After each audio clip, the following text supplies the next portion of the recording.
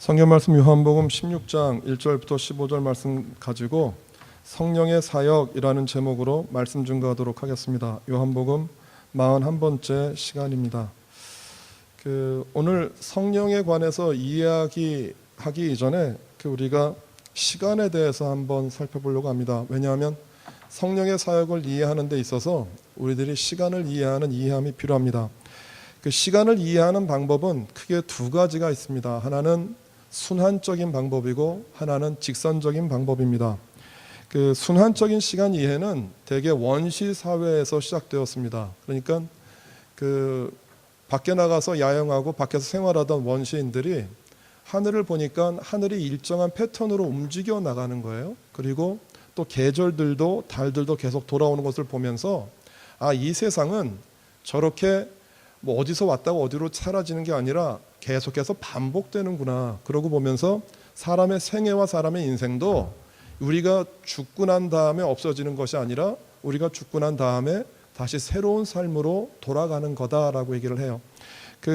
세월호 추모곡으로 지정되었었던 노래가 있지 않아요? 그런데 많은 사람들이 참 좋아해서 많이 들었는데 그 가사에 보면 지금 내가 죽었다고 슬퍼하지 말아요.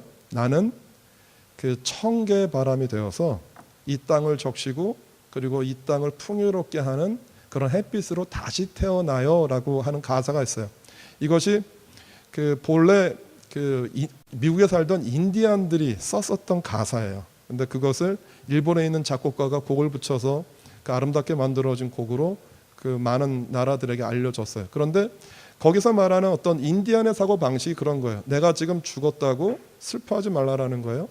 내가 죽은 것은 죽은 게 아니라 청개의 바람이 되어서 다시 이 세상 가운데 돌아가고 있어요라는 이런 것들이 그런 시간을 이해하는 데 있어서 가장 기본적인 이해 방법이었었어요. 그런데 이런 순환적인 시간 이해를 가장 잘 설명한 나라가 인도입니다. 인도에 보면 힌두의 시간 기본 단위를 유가라고 하는데 이 유가는 108만 년입니다. 이 유가가 4번 지나가면 시간이 한 바퀴 도는 것이라고 이해를 했는데 유가의 첫 번째 시간을 대개 황금 기간이라고 얘기를 해요. 그래서 첫 번째 108만 년은 이 세상 가운데 가장 번영함과 번성함이 일어나는 시기고 두 번째, 세 번째, 네 번째 유가가 반복되어지면서 이 세상에서 화려했던 번영과 번성이 쇠락해지고 마지막에는 멸망과 끝이 되어진다라고 생각을 하는 거예요. 그래서 이 4번 돌아간 유가를 한 단어로 얘기를 하는 게 마하유가라고 하는 단어입니다. 그런데 이 마하유가는 12,010년이에요. 그런데 12,010년은 그냥 보통 우리들이 경험하는 1년이 아니라 1신년이 우리 인간 세계에서 경험하는 360년이에요. 그러니까 여기서 말하는 마하유가가 한 번만이 아니고요. 수천 번 반복이 된 것을 뭐라고 얘기하냐면 일영겁이라고 불러요. 그래서 일영겁이 힌두교에 보면 최고의 신이 브라마인데 브라마에게 하루는 일영겁이에요. 그러니까 인도 힌두교에서 생각하는 브라만이라고 하는 최고의 신이 어느 정도의 가치인지는 상상할 수 있죠. 그래서 인간들이 계속해서 이 윤회하고 돌아가는 방법을 끊을 수 있는 것은 인간이 이 세상에 살면서 브라마와 하나가 되어지는, 우리가 성경에서 말하는 하나가 되어지는 일치와 연합을 하게 되어지면 내가 이 돌아가는 세상에서 윤회를 끝난다라고 생각을 해요. 그래서 인도의 힌두교는요, 힌두교가 이 세상을 발전시킬 수 없는 것은 뭐냐면 내가 이 세상을 살아가는 목적은 이 세상을 위해서 좀 가치 있고 보람된 삶을 사는 게 아니고요. 내가 이 세상에 살면서 내가 계속 돌아가는 이 윤회를 끊는 것을 목적으로 했어요. 그래서 그 윤회가 끊어지는 것들을 이해하고 깨닫는 사람들을 요기라고 부르는데 요괴가 아니라 요기인데 이것은 요가를 찾기 위한 수행자들 가르쳐요. 그 사람들이 깨달으면서 뭘 깨닫는 거냐면 이제는 나에게 사람에겐 그렇잖아요. 과거가 있고 현재가 있고 미래가 있는데 나에게 있었던 과거와 현재와 미래 모든 것들을 전부 끊어버리는 거예요. 그래서 가족도 버리고 자녀도 버리고 내가 이 세상에 존재한다라고 하는 모든 존재 이유를 다 끊어버리고 내가 그 세상 가운데에서 돌아가는 한 중심축이라는 것을 깨닫는 바로 그 순간에 해탈이 이루어지고, 불자들은 그 마찬가지 방법으로 그러한 고행과 수고를 통하여서 그런 것들을 깨닫는 것이라고 얘기를 해요. 이것이 그 대개 일반적인 그 고대 종교나 지금까지 그 힌두교나 여러 종교에서 말하는 순환적인 시간 방법이에요. 그런데 두 번째, 어떤 시간 이해가 있느냐 하면 직선적인 시간 이해가 있어요. 이것은 기독교적인 시간 이해예요. 이 직선적인 시간 이해는 뭐냐 하면, 기독교는 그렇잖아요. 시간을 처음 시작하신 분이 계세요. 그분이 누구세요? 하나님. 하나님에 의해서 처음 시작된 시간은 뭐 돌거나 회전하거나 왔다 갔다 하는 게 아니라 하나님이 만드시고 계획하시고 예정하신 마지막 시간을 향해서 흘러가는 거예요. 거기에는 타협도 없고, 거기에는 중단도 없고, 거기에는 그 어떠한 일탈도 일어나지 않아요. 그래서 처음 시간을 시작하시고 처음 세상의 시작을 알리신 그 하나님이 처음부터 마지막까지 당신의 구원을 이루어 가는 것이에요. 그래서 그 하나님의 그 구원과 뜻을 이루어 가기 위해서 하나님이 하시는 일들을 우리로 하여금 알리세요. 그것이 구약에는 성부의 하나님으로 모습을 보여줬고, 그리고 신약시대 때는 누구의 모습으로? 예수 그리스도의 모습으로 우리에게 나타나셨고, 예수 그리스도가 승천하시고 난 다음에 이제 우리들에게 그 하나님의 뜻과 계획을 알려줄 또 다른 한 신, 또 다른 한 하나님으로 성령 하나님이 우리에게 오신다라는 거예요. 그러니까 기독교에서 말하는 시간은 일직선을 향해서 처음부터 마지막 순간까지 향해서 흐르는데, 그 처음부터 시작된 시간, 마지막까지 흐르는 그 시간 가운데 하나님이 당신의 존재를 계속해서 우리에게 보여주시고 나타내시고 알리시고 계신다라고 하는 거예요. 그래서 이제 우리들에게 예수 그리스도가 승천하시고 난 다음에 우리들에게 하나님의 뜻과 하나님의 계시와 하나님의 말씀을, 그 지혜를 알려주는 분이 누구세요? 성령 하나님이신 거예요. 그래서 그 성령 하나님이 오늘 우리들에게 하나님의 뜻과 하나님의 섭리와 목적과 계획을 우리들에게 알리세요. 예수님께서 그 요한복음 15장을 마치시고 난 다음에 요한복음 16장을 시작하시면서 16장에 관한 모든 내용이 전부 성령, 보혜사 성령에 관한 내용이에요. 그런데 그 성령 하나님을 내가 너희들에게 보내겠다라고 말씀하신 데에는 분명한 이유가 있었어요. 그것이 오늘 본문 2절, 3절, 4절에 나옵니다. 이렇게 기록되어 있어요. 사람들이 너희를 출교할 뿐 아니라 때가 이르면 물은 너희를 죽이는 자가 생각하기를 이것이 하나님을 섬기는 일이라 하리라. 그들이 이런 일을 할 것은 아버지와 나를 알지 못함이라. 오직 너희에게 이 말을 한 것은 너희로 그때를 당하면 내가 너희에게 말한 이것을 기억나게 하며 처음부터 이 말을 하지 아니한 것은 내가 너희와 함께 있었음이라. 그러니까 예수님이 당장에 무엇을 걱정하셨느냐 하면, 예수님이 승천하시고 난 다음에 이 땅에 남겨질 제자들과 예수 그리스도를 믿는 사람들인데, 이제 그들이 유대인 사회에서 출교를 당하는 것뿐만이 아니라 예수를 믿는다라고 하는 그 이름 때문에 많은 사람들이 고통과 박해와 핍박을 받을 것이다라고 하는 거예요. 그런데 그렇게 사람들이 너희들을 핍박하고 죽이는 이유는 누구를 모르기 때문이라고 얘기를 하세요? 하나님과 하나님이 보내신 예수 그리스도 메시아를 모르기 때문에 하는 것이다라고 하는 것이에요. 그러면서 너희들이 고통당할 때, 너희들이 순교할 때, 너희들이 눈에 보이는 핍박과 환난이 다가올 때 보혜사 성령께서 오셔서 그들에게 무엇을 하시냐 하면, 핍박받는 그 순간에, 고통당하는 그 순간에 누구를 기억나게 하세요?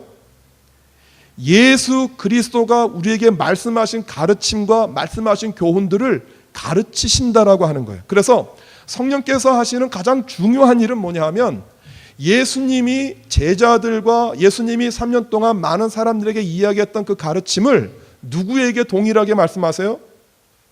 예수 그리스도가 떠난 후에 남을 사람들에게도 이야기하신다라는 거예요.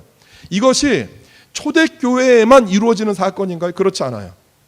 오늘도 예수 그리스도를 믿고 따라가다 보면 우리가 삶 가운데에서 많은 힘들고 어려운 일들을 경험을 하는데, 그 힘들고 어려운 일을 경험을 하는 사람들을 위해서 주의 성령께서 하시는 역할은 뭐냐 하면, 내가 고통당하고 있을 때, 내가 슬픔에 잠겨 있을 때, 내가 내 혼자의 힘으로는 극복할 수 없다고 느껴지는 순간과 환경 가운데 놓여져 있을 때 우리들에게 누구를 기억나게 하세요? 우리들은 그런 착각을 해요. 지금 내가 고통당하고 있고 어려움을 당하고 있으니까 우리의 생각은 어디에만 초점을 맞춰져 있어요? 지금 내 앞에 놓여져 있는 고난과 고통의 문제를 이기고 극복하는 데만 우리들의 초점이 맞춰져 있는데, 오늘 예수님이 우리에게 얘기하신 것은 뭐냐 하면, 내가 너희들의 고통과 너희들의 핍박을 없애주겠다라는 것이 아니라, 너희가 고통 가운데 있을 때, 핍박당하고 있을 때 누구를 생각나게 해준다라고요? 예수님이 우리들에게 들려주셨던 말씀과 가르침들을 생각나게 해주겠다라는 거예요. 그러니까 고통과 어려움을 이길 수 있는 힘이 우리에게서 나오는 것이 아니라, 그 힘들고 어려운 순간에 내가 예수 그리스도를 생각하고 예수 그리스도의 가르침을 기억하고 주님이 나에게 말씀하신 것들을 기억을 할 때, 그 힘으로 어려움과 내가 경험하고 있는 고통을 이길 수 있게 되어진다는 것이에요. 그래서 우리 눈앞에 있는 고통을 없애주는 게 아니라 그 고통을 이길 수 있는 힘을 주의 성령을 통해서 우리들에게 공급해 주신다라고 하는 거예요. 우리가 지난주에 말씀드렸죠. 핍박과 박해에 대해서 이야기를 했는데, 예수 믿지 않던 시대 때, 복음화가 되어져 있지 않던 시대에 핍박과 박해는 일상이었기 때문에 그들이 그런 핍박을 통해서 하나님을 잘 받아들이고 이해를 했어요. 그런데 오늘 우리들이 살아가는 그 시대는, 제가 지난 시간에 우리들이 핍박당하는 그 핍박은 어쩌면 자본, 돈의 힘이라고 제가 말씀을 드렸는데, 그런 것들이 외부에서 우리들이, 그러니까 그리스도인이 되어서 세상을 살 때 그 세상 속에서 부딪혀지는 핍박이라고 하면, 또 하나 우리들에게 다가오는 근본적인 고통과 어려움이 있어요. 그 고통과 어려움은 뭐냐 하면, 우리들이 예수 그리스도를 믿을 때 주님을 고백하는 고백이 하나 있습니다. 그것은 뭐냐 하면, 주는, 베드로가 얘기한 거잖아요. 주는 그리스도시요 살아계신 하나님의 아들입니다. 그렇게 고백을 하잖아요. 우리가 주님을 향하여서 뭐라고 얘기를 하느냐 하면 주인이라고 고백하는 거예요. 나의 주인. 우리가 세상을 살면서 나의 주인은 다른 사람이 아니라 나죠. 내가 내 인생의 주인인 거예요. 그래서 내가 하고 싶은 대로, 내가 마음 먹은 대로, 내가 원하는 대로 이 세상을 살아요. 그런데 예수 그리스도를 믿고 난 다음에 우리에게 다가오는 부딪힘은 뭐냐 하면, 내가 주인 되어서 살았던 세상을 이제 그 주인을 누구로 바꾸는 거냐 하면 예수 그리스도로 바꾸는 작업이 우리 안에 벌어져요. 그런데 이것이 쉽지 않아요. 사람은 언제 행복하다고 느껴지냐 하면, 내가 원하는 세상이 만들어지고 이루어질 때, 내가 우리 자녀들에게 원하는 대로 자녀들이 잘 성장해주고, 또 우리 가족 식구 모두가 건강하고, 또 내가 하는 세상에서의 범사일이 다 잘 되어지면 우리는 행복하다고 생각이 되어져요. 그런데 우리 자녀가 내가 원하는 대로 잘 성장하지 못하고, 또 우리 가족 가운데 아픈 사람이 없었으면 좋겠는데 아픈 사람이 있고, 그리고 내가 원하는 만큼 세상에서 벌지 못하면 우리는 어떻게 생각해요? 내가 내 마음대로 되어지지 않는 세상을 보면서 우리는 불행하다고 생각을 하고, 그 세상이 마음에 들지 않는 거예요. 그래서 사람들은 그 세상 가운데 살면서 고통이라는 것을 느끼거든요. 그런데 주님과의 관계 안에서 우리의 고통이 어디서부터 시작되는 거냐 하면, 내가 가지고 있었던 내 주인의식, 이 오너십을 예수 그리스도에게 이양하는 이 과정이 어려운 거예요. 그래서 마가복음 8장 34절에서는 이렇게 기록을 하고 있어요. 무리와 제자들을 불러 이르시되 누구든지 나를 따라오려거든 자기를 부인하고 자기 십자가를 지고 나를 따를 것이니라. 여기에서 마태복음, 마가복음, 누가복음 전부 다 기록을 했는데, 예수님께서 이 말씀을 하시는 대상들이 각기 달라요. 그런데 오늘 본문에 나와 있는 이 마가는 무리와 제자 모두에게 통틀어서 얘기를 해요. 그러니까 오늘 예수님께서 이 초청을 하신 것은 어떤 특정한 대상만이 아니라 이 세상을 살아가는 모든 사람들이에요. 무리와 제자들, 모든 사람들한테 뭐라고 말씀하시냐 하면, 누구든지 이 세상에 사는 사람 어떤 사람이든지 나를 따라오려거든, 나를 따라서 예수 그리스도를 믿는 신앙생활을 하려고 하는 모든 사람들은 첫 번째 해야 되는 게 뭐냐 하면 자기를 부인하라는 거예요. 자기를 부인하고, 여기서 자기를 부인한다라고 하는 말이 그 아파르네오마이라고 하는 뜻인데, 이 말 뜻이 뭐냐 하면 누군가와의 관계를 거절하는 것이나 자기 자신을 잃어버리는 것. 여기에서는 그 루즈 사이트라고 말을 했는데, 시력을 잃어버리는 것만이 아니라 내가 이 세상을 바라보는 나의 관점과 가치관을 변경하는 것이고요, 내 자신이 가지고 있었던 그 흥미를 저버리는 것을 말해요. 그러니까 예수님을 믿을 때 가장 먼저 우리에게 다가오는 고통과 아픔은 뭐냐 하면, 이것이 외부에서 나타나는 고통과 아픔과 핍박이 아니라 우리 내부에서 시작되어지는 불편함이에요. 내가 내 마음대로 신앙생활을 했으면 좋겠는데 내가 누군가의 지도를 받아야 되고 누군가의 다스림을 받아야 되고 내가 내 뜻대로 행동하는 것이 아니라 누군가에 의해서 살아야 되는 것이에요. 그래서 그 자기의식이 강하고 자기의가 강하신 분들이 예수 그리스도를 믿고 난 다음에 제일 먼저 부딪혀지는 문제는 뭐냐 하면 내 뜻을 꺾고 예수 그리스도가 내 인생과 내 삶 가운데 주인이 되어주는 바로 이 사건이에요. 이 사건. 여러분, 이것이 우리 모두에게 굉장한 고통이에요. 굉장한 고통. 아까 제가 조금 전에 순환적인 시간을 말씀드렸죠. 순환적인 시간을 끊을 수 있는 결정적인 힘은 누구한테 달려 있습니까? 그 윤회의 사슬을 끊을 수 있는 그 힘, 그 주체는 누굽니까? 그것은 바로 나 자신이에요.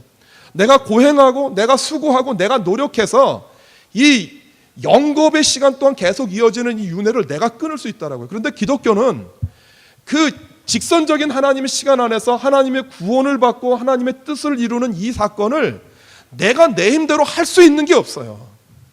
내가 내 힘대로 하는 것이 아니라 내가 살아가는 삶의 모든 생각과 방식과 가치 모든 것들을 내 생각이 아닌 예수 그리스도의 말씀과 생각으로 이해하고 받아들여지는 것이에요.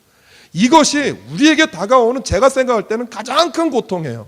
만약에 예수 믿는 것이 힘들다, 예수 믿는 것이 어렵다, 예수 믿는 것이 즐겁지 않다라고 말씀하시는 분은 전부 어디에 걸리는 거냐면 여기 전부 자기 부인에 걸리는 거예요.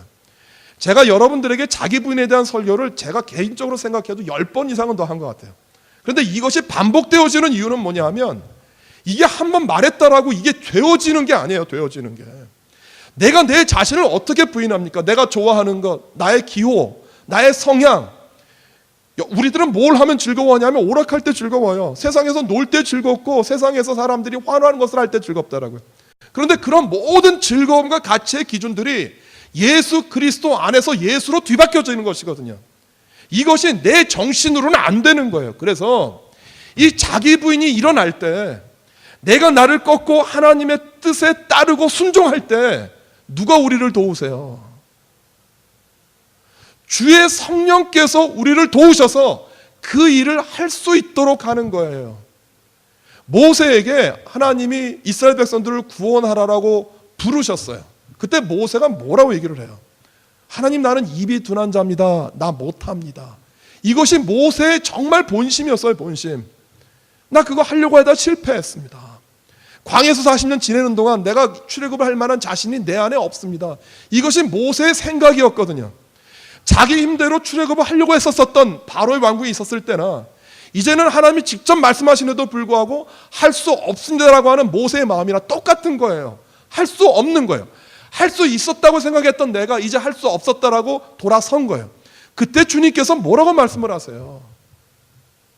네가 가지고 있는 더러운 신, 네가 지금까지 살았던 모든 신을 전부 내 앞에서 벗어버려라라고 얘기를 하시면서 불타는 떨기나무 가운데에서 하나님이 모세에게 말씀하시기 시작하시는 거예요.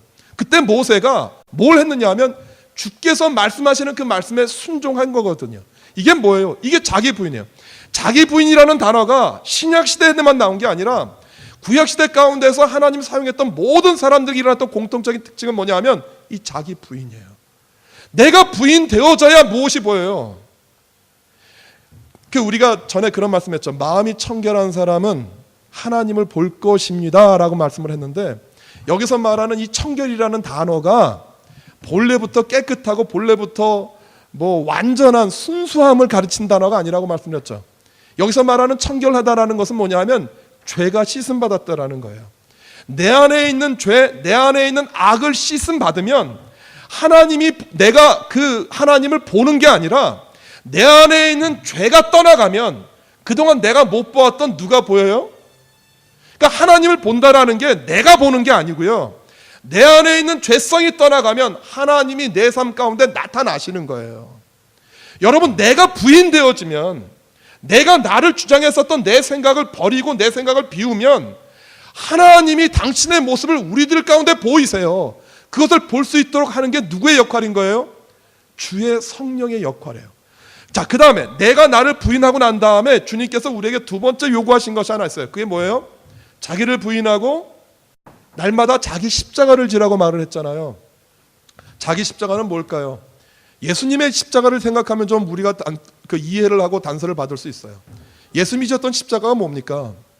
이 땅에 오셔서 이 세상을 구원하기 위해서 하나님의 뜻을 온전히 순종하기 위해서 십자가에서 죽으신 거예요. 그러니까 여기서 말하는 자기 십자가는 뭐냐 하면, 여기 오늘 제가 말씀드렸어요. 여기 오늘 예배드리는 우리 예동교회 한 분 한 분 모든 분들에게 하나님이 여러분들을 부르신 목적과 계획이 있다는 사실들 믿으십니까? 우리는 착각을 하나 한 가지 하는 게 있어요. 그게 뭐냐 하면, 세상에서 눈에 보이는 뻑적지근한 일을 하면 하나님이 나를 부르셨다고 생각을 하고요, 무언가 사람들이 주목할 만한 일이나 사람들이 놀랄 만한 일들을 하지 않으면 그 하나님이 부르셨다라는 것들을 잘 인정을 하질 않아요. 이것은요, 세상에서 사람들 앞에 드러나느냐의 문제가 아니에요. 하나님이 여러분들을 이 세상에 보낼 때에는 당신의 분명한 목적과 계획과 섭리 가운데 우리들을 보내셨어요. 그 섭리와 목적과 계획이 우리들에게 있는데, 여기서 말하는 그 자기 십자가는 뭐냐 하면, 나를 이 땅에 보내신 하나님의 목적과 계획을 이루어 나가는 그 삶을 질 때 우리가 무엇을 겪게 되어진다라고요? 고통과 어려움을 겪게 되어져 있어요. 쉽게 예를 들어볼까요? 바울에게 있어서의 바울의 십자가는 뭐였겠습니까? 바울을 부르신 하나님의 목적, 그것은 복음을 전하는 일이었죠. 복음을 전하고 그 이방인들을 위해서 사도로 부르심을 입었다라고 사도 바울이 얘기를 하니까, 이방인들을 위한 사도가 되어질 때 사도 바울에게 무엇이 따라요? 사도 바울이 자기 십자가를 지고 나아갈 때 무엇이 사도 바울에게 따라와요? 고통이었거든요. 예수님이, 하나님이 예수 그리스도를 보낸 그 목적을 이루실 때 무엇이 따라와요? 고통이거든요. 예수님이 마지막 순간까지 싸웠던 게 뭐예요? 외부와의 싸움이 아니라 내 뜻이 아닌 아버지의 뜻이 내 안에 이루어지어야만 된다라고 하는 그 싸움을 하셨던 거거든요. 바울에게도 똑같이. 그러면 오늘 저에게 있어서의 내 십자가, 저의 십자가는 뭐겠습니까? 어디겠어요? 제가 목회하는 예동교회죠. 예동교회에서 제가 목회를 할 때 제가 져야 되는 십자가 가운데 당하는 고통은 뭐예요? 예를 들어서 이렇게 생각해봐요. 제가 행복하게 목회하는 순간은 언제입니까? 제가 생각했던 계획, 제가 생각했던 방법대로 목회를 하는 거예요.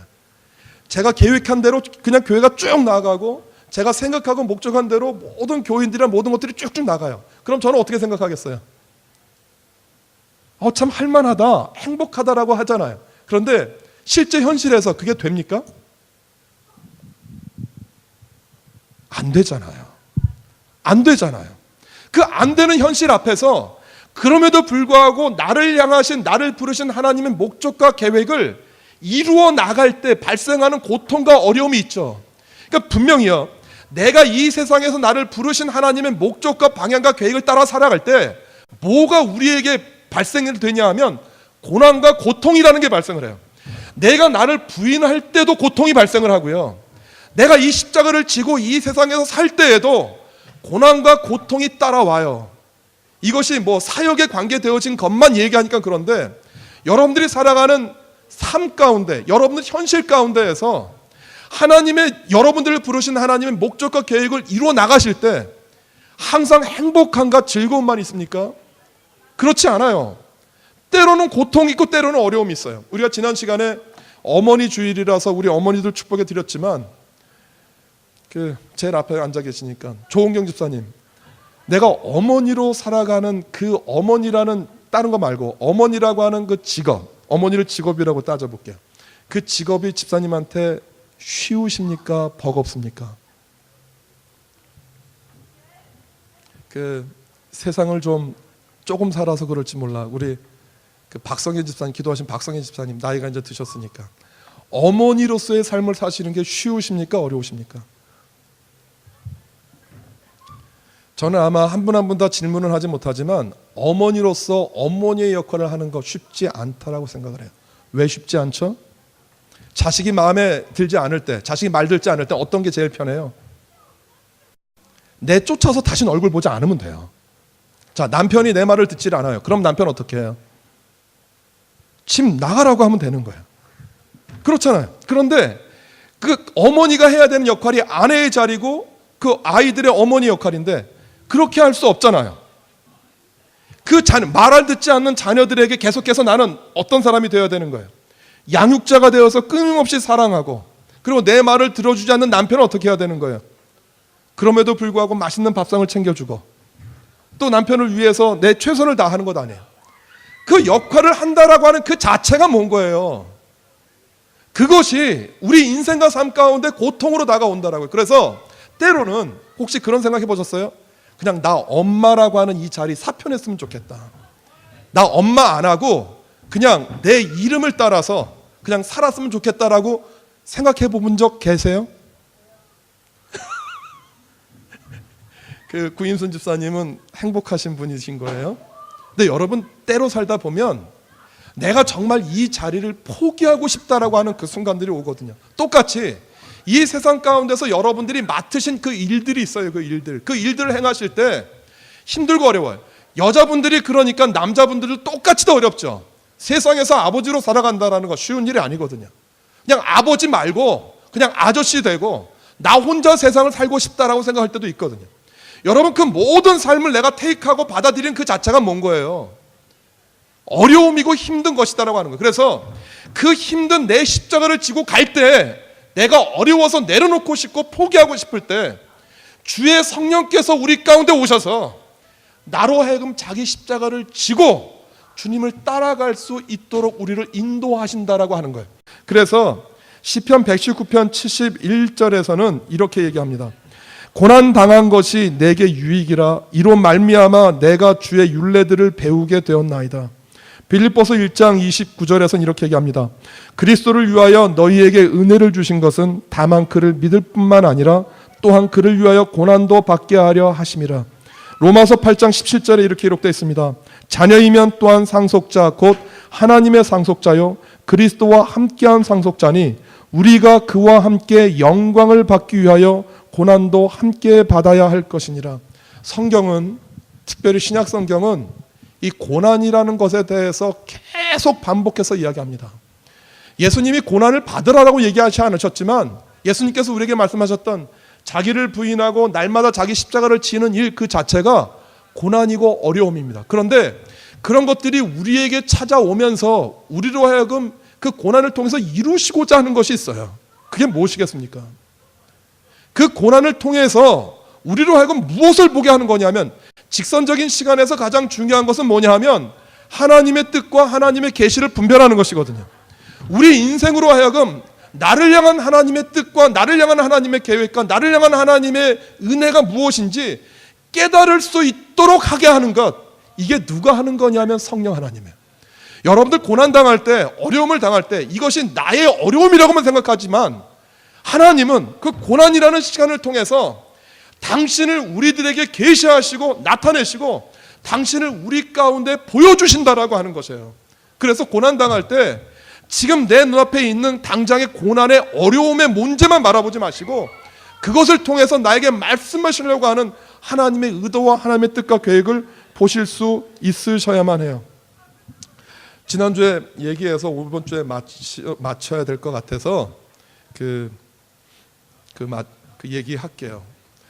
지난 화요일 날, 이 사람 꼭 화요일 날 나한테 얘기를 해. 그래서 화요일 날 이제 제가 한 주간 동안 고민을 했어요. 그래서 어떤 고민을 했느냐 하면, 그래도 이게 지금 제가 인플로이라는 게 아니잖아요. 그러니까 적어도 저를 그 어떤 계약을 끊으려고 하면 그 리튼 노티스가 있어야 돼요. 적어도 3주 이상의. 그리고 그 적당한 절차를 밟아야 돼요. 그런데 그거 전부 무시한 거니까 제가 그렇게 얘기를 했어요.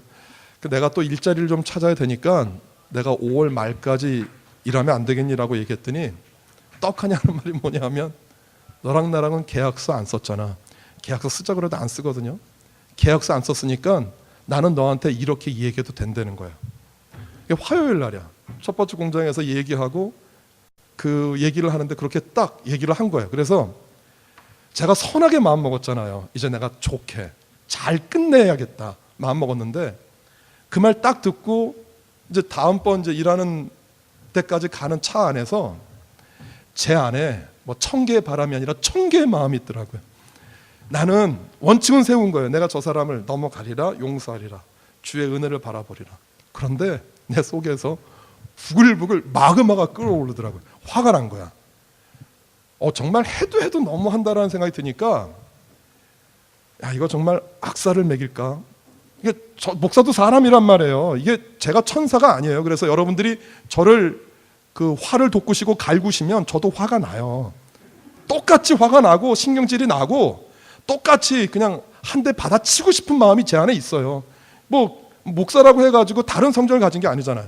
그러니까 상대방이 제가 기대했던 대답을 하지 않으니까 화가 난 거예요. 막 머리에서 머리통이 시꺼매지면서 어떻게 해야 될까 막 그러고 있으면서, 그 사람이 화가 나니까는 먹고 싶은 마음도 없어지더라고요. 그런데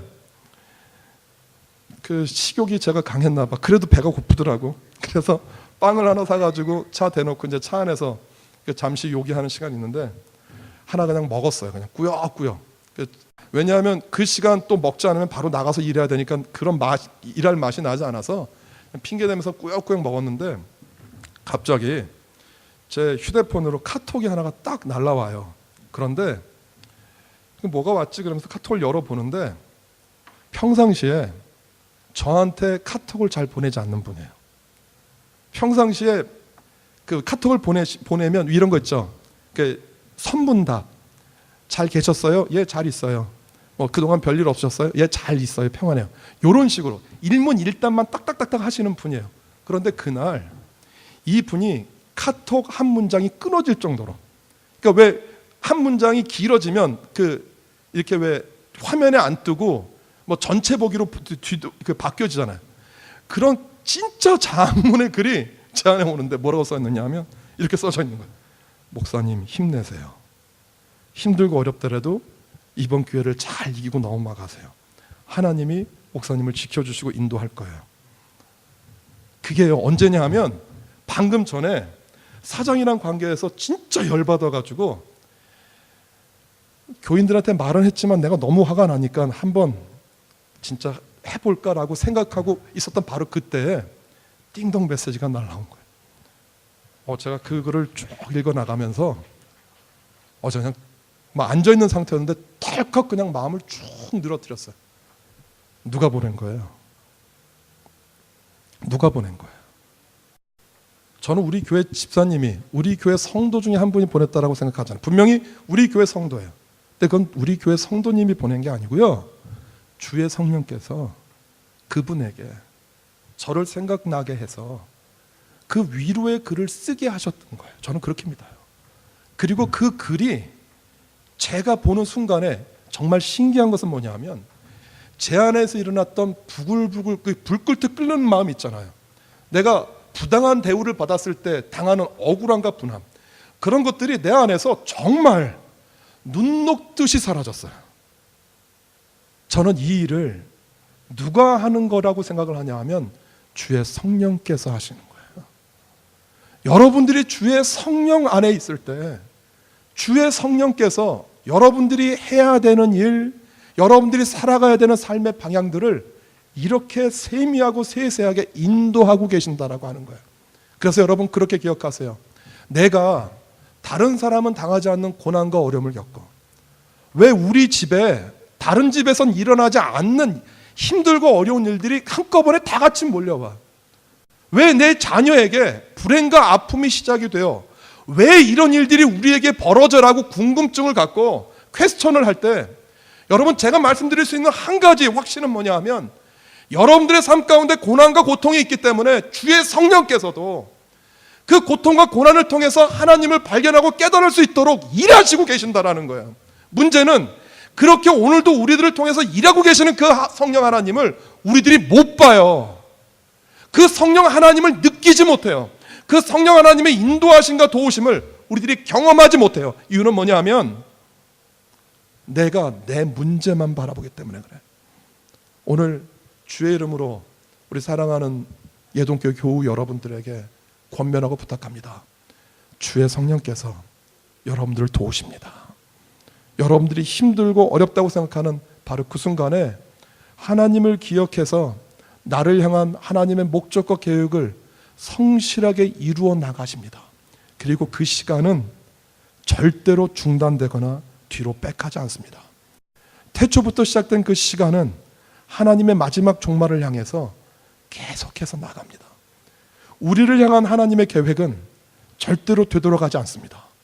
우리를 구원하셔서 당신의 자녀 삼으시고 당신의 택한 백성 되게 해서 당신의 영광을 드러내기 위한 이 하나님의 계획은 어떤 순간에도 중단됨 없습니다. 그 중단됨 없는 그 은혜가 우리 모두 가운데 임하기를 주님의 이름으로 소원합니다. 기도하겠습니다.